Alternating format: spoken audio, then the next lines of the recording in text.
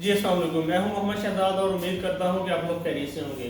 नाज़रीन, PPSC preparation series की गुज़श्ता 2 videos में हम लोग बात कर चुके हैं करंट अफेयर्स पोर्शन के हवाले से और इस्लामियत और उर्दू के प्रिपरेशन के हवाले से। तो आज की इस वीडियो में हम लोग बात करने जा रहे हैं ज्योग्राफी और मैथ के हवाले से कि इन 2 पोर्शन को आप लोग कैसे कर सकते हैं और किस तरह से इसकी अच्छी तैयारी करके आपको एग्ज़ाम में कैसे आप बेहतर नंबर बना सकते हैं। तो आज की वीडियो में हमारे साथ देंगे सलीम साहब। सलीम साहब की बहुत अच्छी गिरफ्त है पीपीएससी पेपर्स के हवाले से।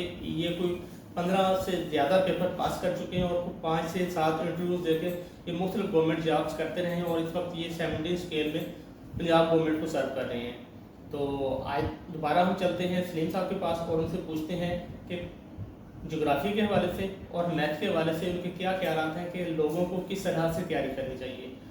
तो सलीम साहब, आप क्या समझ, पहले हम ज्योग्राफी पर बात कर लेते हैं। ज्योग्राफी पे बात कर लेते हैं। तो बताएं कि लोगों को जो छोटी स्केल्स के पेपर हैं जैसे 12 है, 14 है, 16 तक जी, तो उसकी तैयारी ज्योग्राफी कैसे क्वेश्चन आते हैं उसकी तैयारी कैसे करनी चाहिए और जो 17 स्केल का पेपर है उसकी ज्योग्राफी के क्वेश्चन किस तरह के होते हैं और किस तरह उसकी तैयारी करनी चाहिए।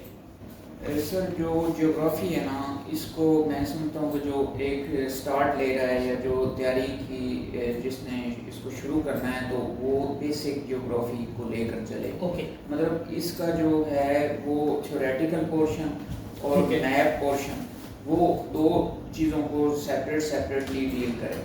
मतलब कि उसको सबसे पहले तो वर्ल्ड मैप जो है ना वो लेकर अपने कमरे के अंदर जो है ना वो लगाना चाहिए, जहाँ पे वो तैयारी कर रहा है उसको फिक्स करना चाहिए। उसके साथ साथ उसको जो है वो पाकिस्तान का जो मैप है वो भी साथ फिक्स करना चाहिए।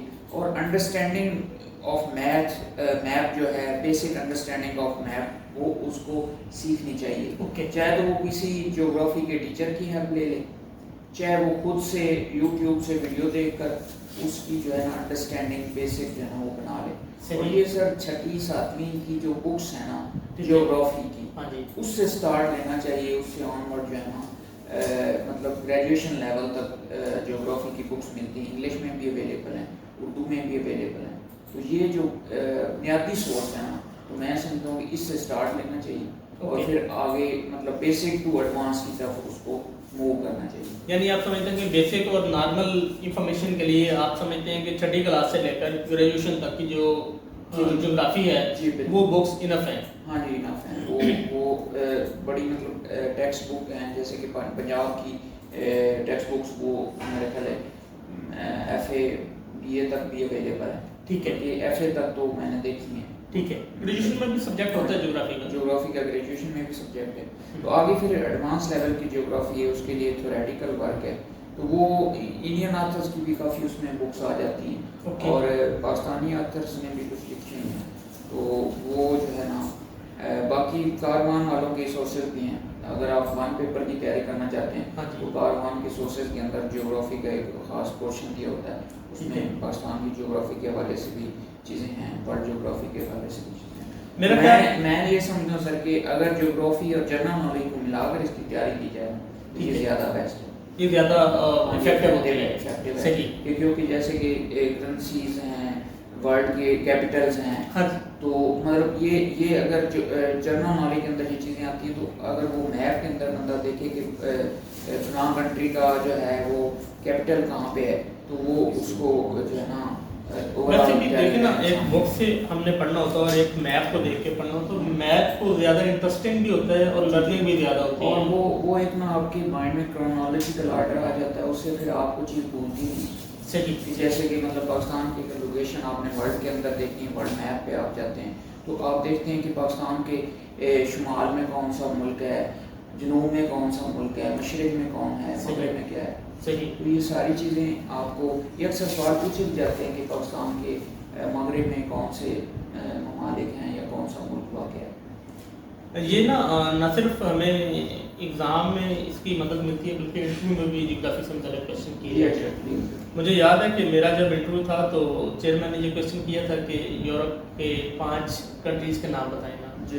तो आपकी बात से फिर ये कि लेकिन वो मैप की वजह से मुझे कुछ ना कुछ आइडिया था, याद थे, वो चीज़ें क्लियर हो गई। तो आप कोई बुक रिकमेंड करेंगे अच्छी तैयारी के लिए?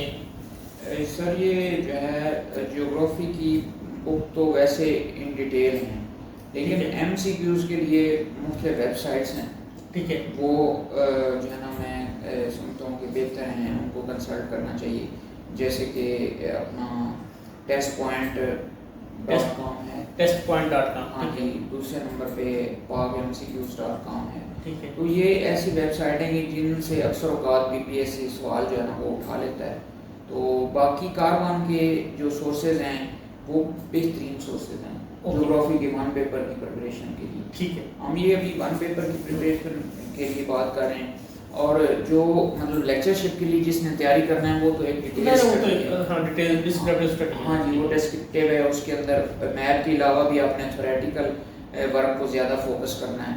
तो उसमें ये ना करंट जैसे सर मतलब इश्यूज हैं, फलां मुल्क कितनी गंदम पैदा कर रहा है या कितने परसेंटेज वो टन चावल पैदा कर रहा है, इस तरह के भी सवाल जो है ना ज्योग्राफी में पूछे जाते हैं। यानी आपकी बात वो ठीक है कि हमें जीके और करंट अफेयर और ज्योग्राफी को इकट्ठे स्टडी करना चाहिए।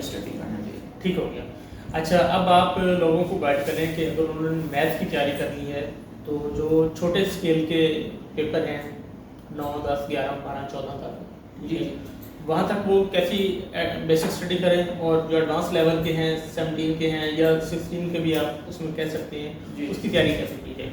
ये सर जो बेसिक लेवल है, जैसे कि 16 स्केल तक आप समझ लें कि तैयारी करनी है, तो वो इसको हम सेग्रीगेट कर लेते हैं 11 से लेकर 16 तक। मतलब मैथ को कैसे डील करना है, तो उसमें जो है ना बुनियादी सवाल बेसिक पूछे जाते हैं, जैसे कि सीरीज के क्वेश्चन हो गए, एवरेज के क्वेश्चन हो गए, प्रॉफिट एंड लॉस के हो गए, परसेंटेज के हो गए। इसी तरह बाकी जो मतलब बेसिक लेवल चीज़ें पूछी जाती हैं। तो उसमें जो है वो 6वीं 7वीं की अंदर ये परसेंटेज मतलब अब तो ये सारी चीज़ें अगर आप प्राइवेट स्कूलों की बुक्स देखें ना जी, प्राइवेट स्कूलों की उसमें तो 5वीं में भी शायद ये चीज़ें मौजूद हैं। 5वीं के अंदर भी है। आप मैं ये समझो कि आप 6वीं से स्टार्ट कर लें, क्योंकि 6वीं की क्लास 5वीं तो एक बहुत बेसिक लेवल आ जाता है। आप 6वीं की क्लास से स्टार्ट कर लें तो आप 8वीं तक की जो मैथ है ना, वो टेक्स्ट बुक उसके अंदर जो अलजबरा है, चाहे परसेंटेज है, चाहे उसमें कोई एवरेज की क्वेश्चन है या कोई और इक्वेशंस के हैं, तो उनको जो है ना वो आप फोकस करें। खासकर आजकल ज्योमेट्री के क्वेश्चन काफ़ी पूछे जा रहे हैं। ठीक है, तो रिसेंट आजकल ये ट्रेंड है। हाँ जी, ये ट्रेंड चल रहा है BPSC के अंदर। तो ये चीज़ें आपको बेसिक जो है ना नॉलेज की ये आनी चाहिए। इसके ऊपर YouTube के ऊपर वीडियो भी हैं, आप वहाँ से भी हेल्प ले सकते हैं कि कैसे एवरेज के क्वेश्चन के क्या फार्मूलाज हैं, उसको कैसे टैकल करना है, परसेंटेज के क्या फार्मूलाज हैं, उसको कैसे टैकल करना है, या मतलब प्रॉफिट एंड लॉस के सवाल हैं, या वो एक ट्रेन वाला सर अक्सर क्वेश्चन पूछा जाता होता है कि वो ट्रेन चल रही है, तो अगर एक पोल से लेकर दूसरे पोल तक का वो सफ़र करती है तो इतनी ट्रेन की लंबाई है, तो वो कितने टाइम वो इस तरह के क्वेश्चन भी पूछे जाते हैं, और सीरीज के क्वेश्चन उसमें पूछ लिए जाते हैं। तो ये बेसिक लेवल की मैथ के लिए ये चीज़ें जो है ना कंसल्ट करनी चाहिए। और हर बुक जो जनरल नॉलेज की बुक है उसके अंदर आपको मैथ का पोर्शन मिल जाता है। आप देखेंगे कि पास पेपर के अंदर एक जो ट्रेंड चल रहा है BPSC का, वो आप देखें, उसके अकॉर्डिंग भी आप खुद भी चीज़ें पॉइंट आउट कर सकते हैं कि ज़्यादा BPSC का फोकस किन सवालात पर है। तो आप जो है बेसिक लेवल के ऊपर जो है ना ये फोकस करें। खासकर जो है जो आर्ट्स के स्टूडेंट्स होते हैं उनका ये प्रॉब्लम होता है कि उनको मैथ्स जो है ना वो मुश्किल लगता है, तो वो थोड़ा सा किसी अपने सीनियर से हेल्प ले लें, किसी मैथ के टीचर से हेल्प ले लें, या मतलब कि इवन के ये चूँकि चीज़ मैथ जो है ना ये करने से आता है। हम जो है इसका एक ये भी बेनिफिट है कि ये स्टैटिक नॉलेज है। जी बिल्कुल, जो इसका नॉलेज बदलना नहीं है, जो फार्मूला आपको एक दफ़ा समझ आ गई एक चीज़ की, उसने वही रहना है। Exactly sir. तो ये एक दफ़ा आप इस चीज़ को अच्छे से कर लेंगे तो आपको मैं समझता हूँ कि ज़्यादा इसमें ना परेशानी पेश नहीं आएगी, यानी आप अपना पोर्शन क्लियर कर सकते हैं। जी। और अगर एडवांस लेवल पे आ जाएं तो फिर आगे एडवांस लेवल की मैथ में जैसे कि अगर लेक्चरशिप की तैयारी करनी है तो वो तो एक पूरा डिसिप्लिन है, 100% सिलेबस उसी का होगा। उसमें 100% उसी का सिलेबस है। जैसे कि मैथमेटिक्स का लेक्चरशिप का पेपर है तो वो सारा उसके अंदर स्टैट भी आ जाता है, मैथ भी आ जाता है, एडवांस लेवल की चीज़ें आ जाती हैं। तो वो आपने अपने अकॉर्डिंग टू मास्टर या बीए लेवल का सिलेबस जो है उसके अकॉर्डिंग चीज़ें आपने तैयार करनी है। तो मैं ये समझता हूँ कि मैथ के लिए आपको जो है वो कारवान के सोर्सेज को कंसल्ट करना चाहिए।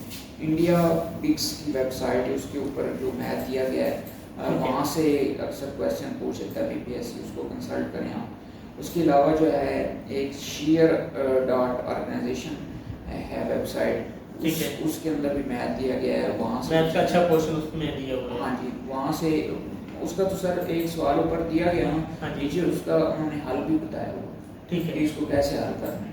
वो 4 पोर्शन दिए होंगे, फिर उसका आप कोई भी जो आंसर है या मतलब उस सवाल का स्पेसिफिक एक हल करके राइट आंसर नीचे निकाला गया होता है और ऊपर फिर ऑप्शन भी बताया गया होता है कि ये ऑप्शन है। ओके। तो और भी बात मैथ के लिए ये मतलब ये स्ट्रेटजी जो है अपनाएं और ज़्यादा से ज़्यादा इसकी प्रैक्टिस करें, क्योंकि मैथ जो है वो प्रैक्टिस से आना है, आपके इसको रट्टा मारने से ये मैथ नहीं है। सर मैथ, शादी, कंप्यूटर ये पढ़ने की चीज़ें नहीं, ये करने की चीज़ें हैं। तो उम्मीद है आप लोगों को ये वीडियो पसंद आई होगी। सलीम साहब ने बड़ी तफसील के साथ तमाम चीज़ों को बड़े रकीम अंदाज में बयान किया है। तो अगर आपका कोई क्वेश्चन हो तो आप इनबॉक्स में कर सकते हैं, हम कोशिश करेंगे उसका एज पॉसिबल रिस्पॉन्स करें। तो हो सके तो ये वीडियो अपने दोस्तों और तक का शेयर कीजिएगा, चैनल को सब्सक्राइब कीजिएगा। आपके कीमती वक्त का बहुत बहुत शुक्रिया। Thank you.